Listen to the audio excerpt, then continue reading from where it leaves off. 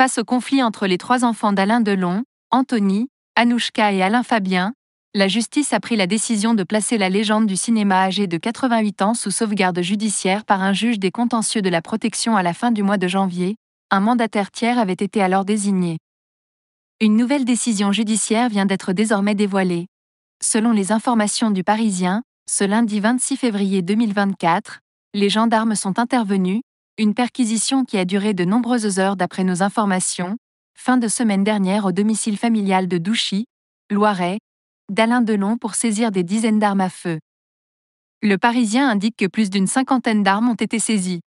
Une information qui peut surprendre, mais il faut rappeler que le héros de Rocco et ses frères est un collectionneur passionné d'armes à feu, ce qui explique la présence de ces dizaines d'armes à feu.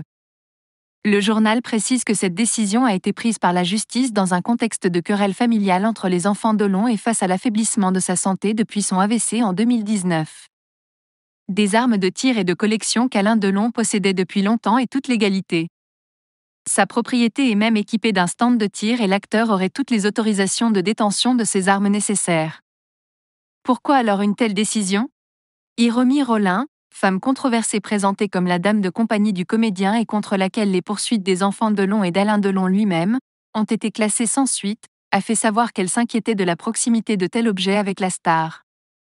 Au Parisien, elle a ainsi déclaré via son avocat : Alain Delon est gardé sans traitement médical avec des armes à proximité. Les armes à feu d'Alain Delon avaient ressurgi au cœur de l'actualité après les accusations d'Anouchka Delon dans les colonnes du magazine Elle. Elle affirmait que ses frères Anthony et Alain Fabien se baladeraient armés dans la maison, tels des cow-boys dans le Far West. De quoi l'obliger, d'après elle, de faire appel à un garde du corps lorsqu'elle se trouvait à Douchy. Ce à quoi son aîné a répliqué par un message fracassant et dénonçait sur son Instagram une interview calomnieuse, qu'il démontait point par point. Parlons des armes à feu. Émoticône souriant. Tu as passé l'été à tirer au Glock avec ton chouchou, ex-GIGN et chef de la sécurité de Douchy, pour enfin ramener le pistolet chez toi à Genève, en souvenir de papa. Pour quelqu'un qui a horreur des armes, tu semblais bien vaillante et douée, selon lui.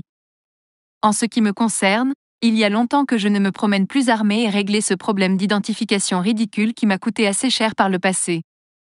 Je sais retenir mes leçons. Il est certain que les déclarations d'Anouchka ont mis le feu aux poudres auprès du juge des tutelles, qui ne veut prendre aucun risque.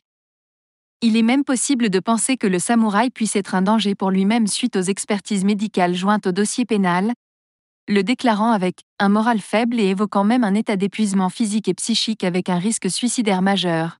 Qu'Alain Delon soit un passionné d'armes à feu n'est pas un scoop et même encore aujourd'hui.